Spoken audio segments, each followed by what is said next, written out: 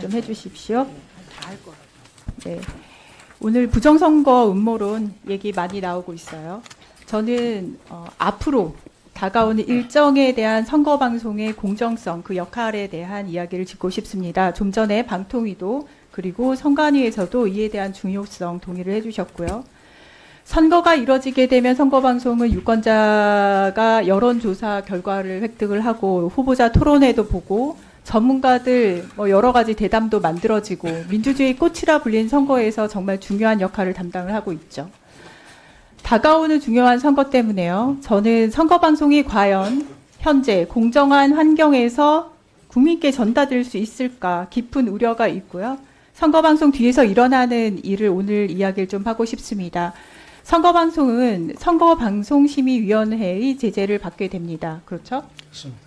선방심의가 중징계인 법정 제재 방송사에 내리면 방송사, 재허가, 재승인, 감점, 사유까지 되죠. 네. 한마디로 국민들이 보신 선거방송은 방심위에서 어떻게 마음만 먹으면 컨트롤할 수 있는 구조라고요. 왜냐하면 이 선거방송을 심의하는 위원회에 대한 조직 그리고 구성은 방심위라는 곳에서 담당을 하고 있어서거든요. 그리고 현재 방심위원장 류희림 위원장은 선방심의원을 작년에 극우 일베 성향의 인물을 임명한 바 있습니다. 아마 기억을 하실 텐데 작년 국정감사에서 공원연 출신의 한정석 선방심의원회 한강작가 노벨상 수상에 대한 폄하, 한글을 세종대왕이 만들지 않았다, 광주지역 비하, 이렇게 극우적 시각과 부적절한 언행에 대해 지적을 했습니다. 그래서 결국 어떻게 됐죠, 그분은? 그분은 이제 자진 그렇죠, 사퇴했죠. 그래서 이번 재보궐 선방심의 구성할 때 방심위원 추천할 때 친일 뉴라이트 성향의 공원연 배제했다고 들었었습니다. 맞나요? 예, 이번에는 공원연 출신은 되지 않은 것 같습니다. 공원연 배제가 됐나요? 실제로? 공원연 출신의 추천을 받지 않았습니다. 추천을 받지 않았는데 결과적으로 공원연 출신이 몇 명이나 현재 선방심위원으로 들어왔나요? 그건 조사해보지 않았습니다. 조사를 해보십시오.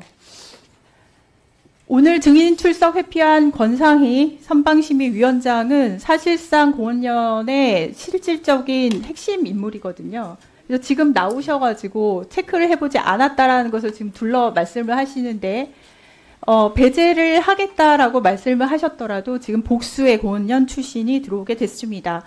사무총장님, 저는 위원장이 안 나와서 물어볼 수밖에 없어요. 사무총장님한테. 곧 있을 수 있는 조기 대선에 대한 선방심의 구성도 이런 식으로 구성하면 어떻게 선방심의의 공정성을 국민이 믿을 수 있나요? 보궐선거 선방심의 구성도요. 다시 가셔서 체크하시고 제척 대상 있으면 제척하시기 바랍니다. 의원실에서 체크하겠습니다.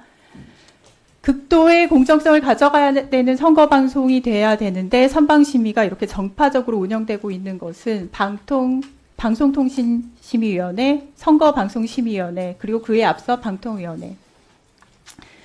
이렇게 쭉 이어지는 거버넌스가 근본적인 문제라고 저는 생각을 합니다. 지금 다가오는 보궐선거 있습니다. 그리고 그보다 조기 대선 이야기 많이 하시죠. 그 중요한 선거를 지금 이진숙 방통위원장, 류희림 방심위원장 방송 지형 하에서 치르게 됩니다.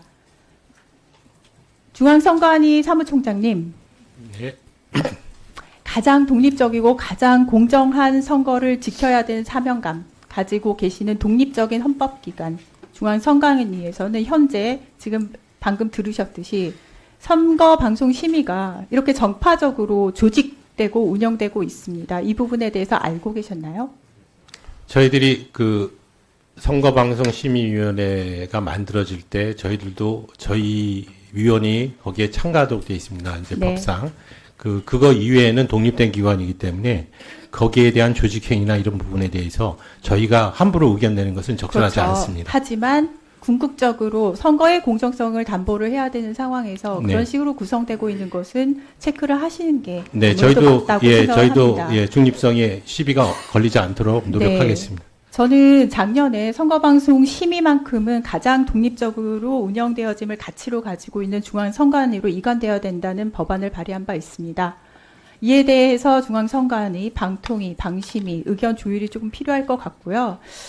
저는 선거방송 심의가 과연 독립성을 가질 수 있는 구조인가 현재 상황에서 논리적으로 전혀 그렇지 않다고 보고요. 이에 대해서 혹시 방통이나 방심이나 좀 좋은 의견을 낼 수 있으면 들을 의향도 있습니다. 동시에 그러한 방송 지형 하에서 치러지게 될 조기 대선에 대한 우려 또한 국민께 전달을 드리고 싶습니다. 시간이 남아서요.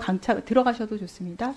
강차관님, TSMC 얘기가 나온대요. 어제 인터넷부터 시작해서 아주 뜨거웠어요. 굉장히 많은 분들이 이재명 대표님 발언에 대해서 쓴소리를 하시는데 저는 그리고 거기에 대한 논평 요청이 저한테 많이 왔는데요. 기본적으로 저는 그 쓴소리에서 논리적으로 맞는 것을 그렇게 찾지는 못했고요. 발목 잡기 쪽에 더 가깝다고 봅니다. 건설적이지 않아요. 저는 TSMC 같은 모델로 가야 된다는 것에 현재 대한민국 상황상 상당히 좋은 처방이라는 것을 이미 밝힌 바 있습니다. 다만 거기에서 빠진 것을 말씀을 드리고 싶어요. 그렇게 정부 투자가 이루어지게 되는 걸로 이야기가 끝나서는 안 되고요. TSMC가 성공했었던 가장 큰 이유 중에 하나는 이미 텍사스 인스트루먼트에서 경력을 쌓은 현장 경험이 정말 풍부한 인사이트를 갖춘 전문 경영인이 있어서였거든요. 그래서 과기정통부는 이 AI 논쟁에서 제일 중요한 것은 결국엔 인력 확보, 그것도 고급 인력 확보라는 것을 인지하시고 이에 대한 총력을 좀 기울여 주실 것을 당부드립니다. 이제 제가 평가할 문제는 아니지만 인력 확보에 대해서는 적극적으로 나서겠습니다. 그 위원님들께 일정 알려드리면 오전 질의는 12시 55분에 끝날 것 같습니다. 그래서 증인 및 참고인들 그리고 기관에서 나오신 참석자들은 필요할 경우